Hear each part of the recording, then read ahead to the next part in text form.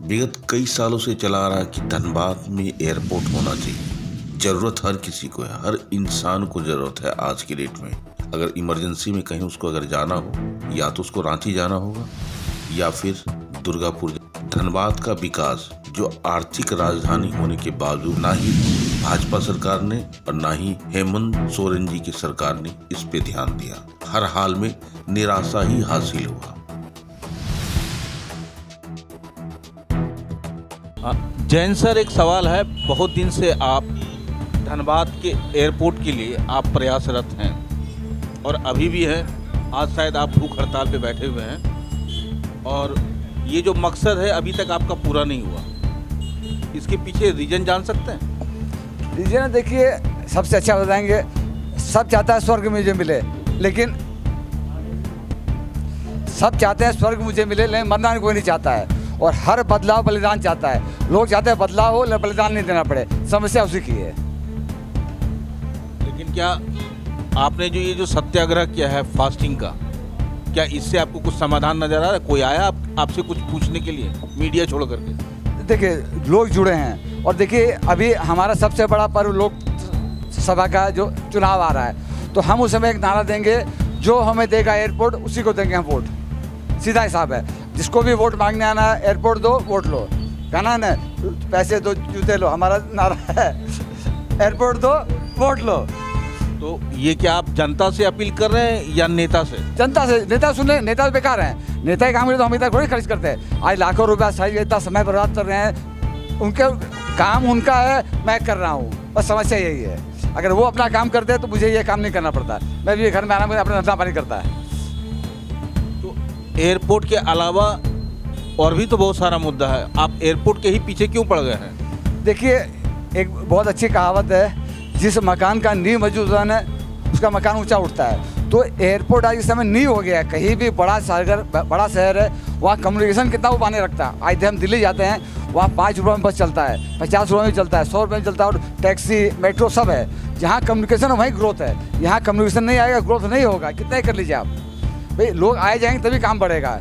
और हमारे आज समस्या क्या है, जितने भी कोचिंग इंस्टीट्यूट है, जितने भी हॉस्पिटल, कहीं के भी बाहर के एक भी डॉक्टर नहीं है। और बिना स्पेशलिस्ट डॉक्टर, बिना स्पेशलिस्ट टीचर के तरक्की नहीं हो सकती है। हम कितना ही अपना चल रहे हैं, लेकिन हमें आज ग्लोबल इंडिया, ग्लोबल वर्ल्ड बोल रहे हैं, तो ग्लोबल लोग चाहिए ही चाहिए अगर आपको आगे बढ़ना है तो। उसके लिए एयरपोर्ट बहुत ज़रूरी है। समय बोलते हैं ना, टाइम इज़ मनी, वो बहुत ज़रूरी है। पैसा समय ही है। अब जिसके पास समय निकाल लिया वही पैसा कमा सकता है।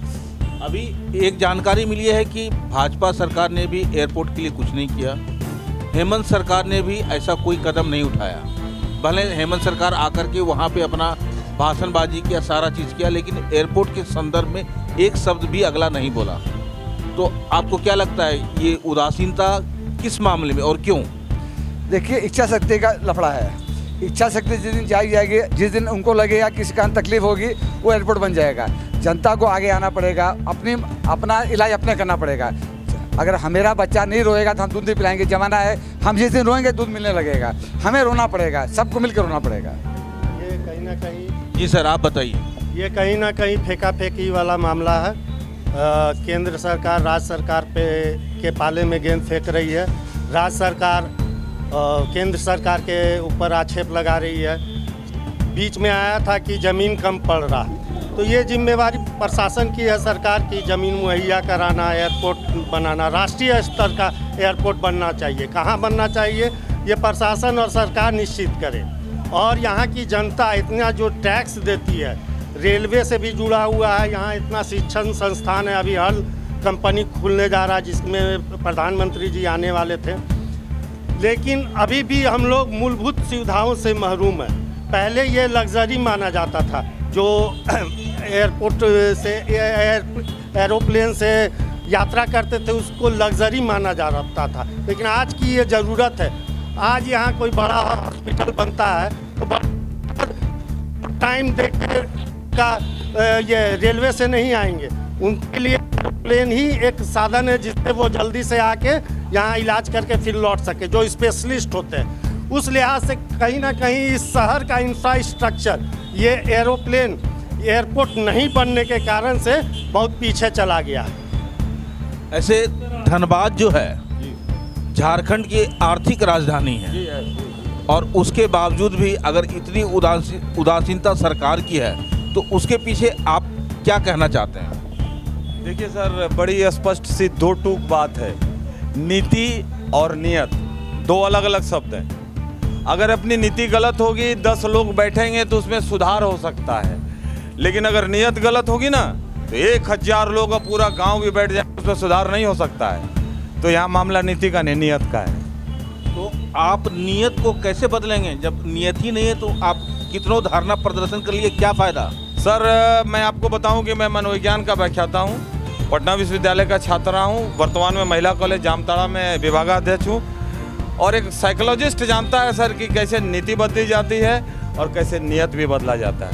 तो आपने ये जो कदम उठाया तो क्या उसका नियत बदलेगा?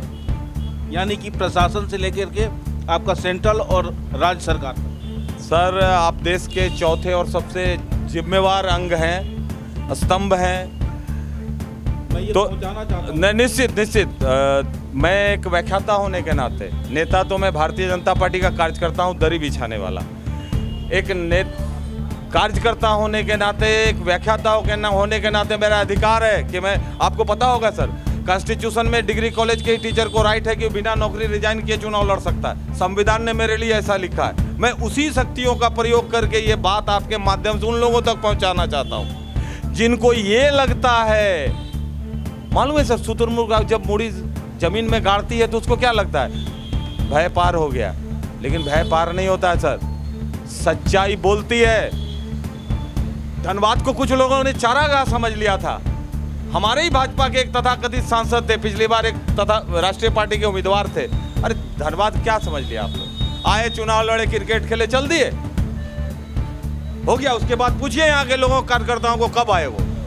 मेरे भी जो जनप्रतिनिधि है, भाई साहब, सवाल हमसे नहीं, जब किसी से नहीं हुआ तब न दमदवा के काम में लग गया। दिन से ये चाह रहे हैं कि धनबाद में एयरपोर्ट बने। कोई भी शासन आया, चाहे बीजेपी का है, चाहे कांग्रेस का है, चाहे जेएमएम का है, लेकिन कोई फर्क नहीं पड़ा। और आपने आज आकर के इन्हें जूस पिलाया, यानी कि इनका अनशन तोड़ा, तो ये जनता आपसे ये उम्मीद करे? नहीं, बिल्कुल, ये तो हम लोगों का बहुत पुराना और जायज़ मांग है, और स्वाभाविक तौर पर मैं धन्यवाद देना चाहूँगा अपने साथियों का, पप्पू जी का, दिलीप जी का और इनके तमाम साथियों का कि मिशन एयरपोर्ट धनबाद के लिए धरना पर बैठे हुए थे। और निरंतर इनका समाज सेवी होने का नाते और सामाजिक जितने भी लोग इस संगठन से जुड़े हुए हैं, और तमाम हमारे कोयलांचल वासियों का एक शुरू से मांग रहा है कि यहाँ पर एयरपोर्ट हो। लेकिन ये हम लोगों के लिए दुर्भाग्य का विषय है कि 3 दफ़ा सांसद होने के नाते भाजपा का केंद्र में शासन है, उसके बावजूद भी एयरपोर्ट यहाँ नहीं हो पा रहा है। तो ये हम लोगों के लिए दुर्भाग्य की बात है। और इस भारत देश के लोकतंत्र में हम लोग का अधिकार है कि कहीं भी हम लोग धरना प्रदर्शन के माध्यम से केंद्र की जो गूंगी बहरी सरकार जो बैठी हुई है, जो कि सुनवाई नहीं कर रही है, इस आमरण अनशन और इस भूख हड़ताल के द्वारा हम लोग बताने का काम कर रहे हैं।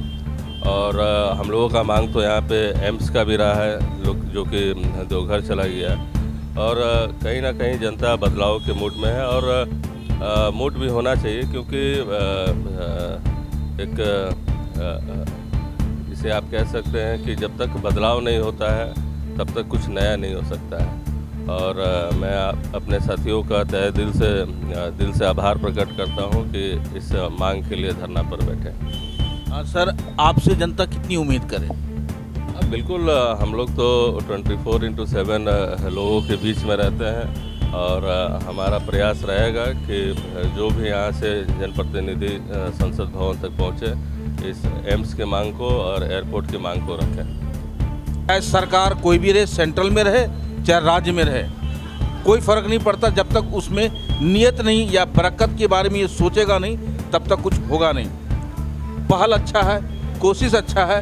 गांधी जी के पथ पे बढ़ते हुए इन्होंने अनशन किया है, और ये मैसेज जो है झारखंड सरकार तथा केंद्र सरकार को देना चाह रहा है कि अगर धनबाद को विकसित शहर बनाना है तो आपको अब दरवाज़ा खोलना होगा, यानी कि नीयत का दरवाज़ा खोलना होगा।